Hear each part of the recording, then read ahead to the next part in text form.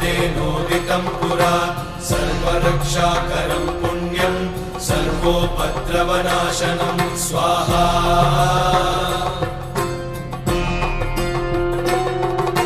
सर्वसम्पत्करं चैव स्वर्गमोक्षप्रदायकं ध्यात्वा नृसिंहं देवेशं हेमसिंहासनस्थितं स्वाहा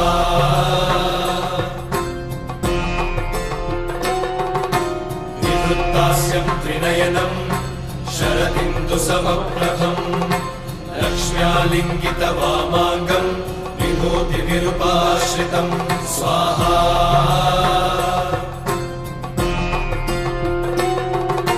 चतुर्भुजं कोमलाङ्गं स्वर्णकुण्डलशोभितं श्रिया सुशोभितोरस्कं रत्नकेयूरमुद्रितं स्वाहा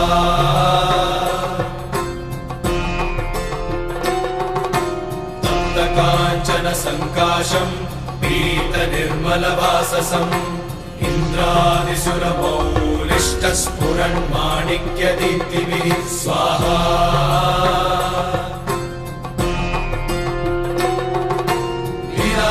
विराजितपदद्वन्द्वं शङ्खचक्रादिहेतिभिः गरुत्मता च विनयात् स्तूयमानं मुदान्वितं स्वाहा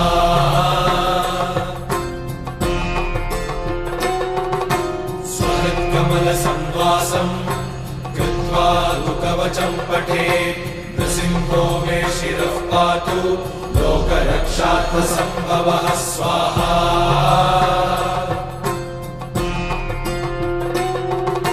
सर्वगोपिस्तम्भवासः फालं मे रक्षतु ध्वनिं नृसिंहो मे दृशौ पातु सोमसूर्याग्निलोचनः स्वाहा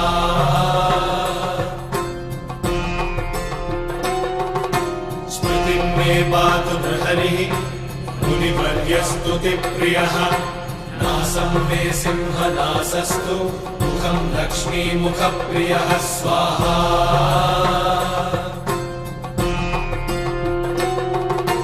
सर्वविद्याधिपः पातु नृसिंहो रसना मम वक्त्रं पात्विन्दुवदनं सदा प्रह्लादवन्दितः स्वाहा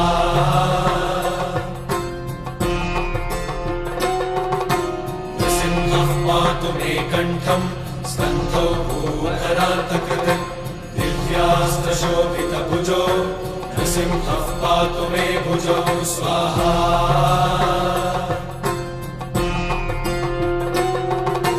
करौ मे देववरदो नृसिंहः पातु सर्वतः हृदयं योगिसाध्यश्च निवासं पातु मे हरिः स्वाहा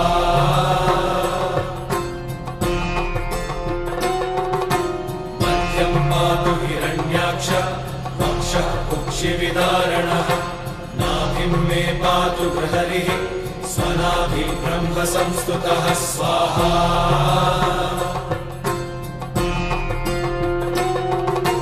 ब्रह्माण्डकोटयः कट्यां यस्यासौ पातु मे कटिं गुह्यं मे पातु गुह्यानां मन्त्राणां गुह्यरूपधृक् स्वाहा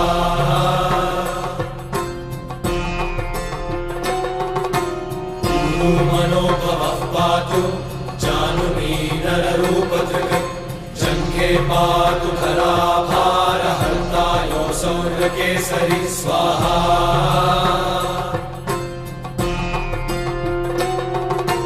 सुरराज्यप्रदः पातु पादौ मे बृहरीश्वरः सहस्रशीर्षा पुरुषः पातु मे सर्वशस्तमं स्वाहा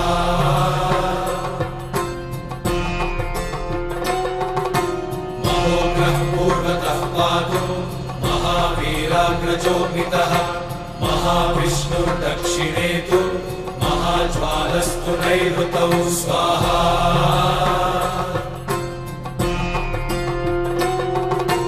पश्चिमे पातु सर्वेषु दिशि मे सर्वतोमुखः नृसिंहः पातु वायव्यां सौम्यां भीषणविग्रहः स्वाहा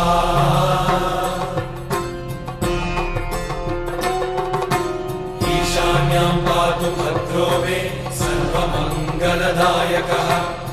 संसारभयतः पातु मृत्योर्मृत्युर्मृकेसरी स्वाहा।